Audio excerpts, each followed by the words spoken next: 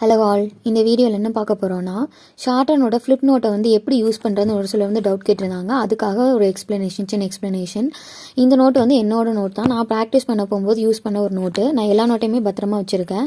Okay, இந்த மாதிரி ஒரு ஃப்ளிப் நோட்டில் தான் நீங்கள் வந்து மெயினாக வந்து ஷார்ட்டனோட டிக்டேஷன் வந்து எழுதணும். ப்ராக்டிஸ் வந்து நார்மல் நோட்டில் எழுதினாலும் டிக்டேஷன் வந்து இந்த நோட்டில் தான் நீங்கள் வந்து ப்ராக்டிஸ் பண்ணணும். பிகாஸ் இந்த மாதிரி ஒரு பேப்பரில் தான் வந்து எக்ஸாம் உங்களுக்கு கண்டக்ட் பண்ணுவாங்க.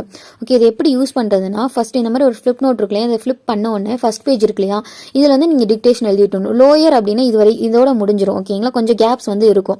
இதுவே ஹையர் அப்படின்னா இப்படி நீங்கள் இந்த பேஜை திருப்பும் போது இந்த ஆப்போசிட் பேஜில் எழுதாமல் இந்த பேஜில் வந்து நீங்கள் எழுத ஆரம்பிக்கணும். ஓகேங்களா, இந்த பேஜில் எழுத ஆரம்பிக்கணும்.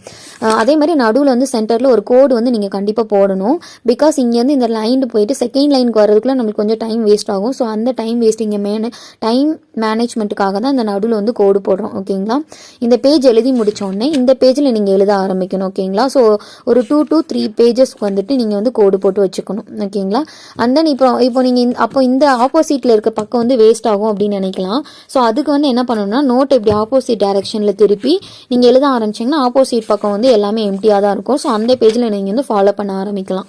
ஓகேங்களா, thank you. Subscribe for more videos.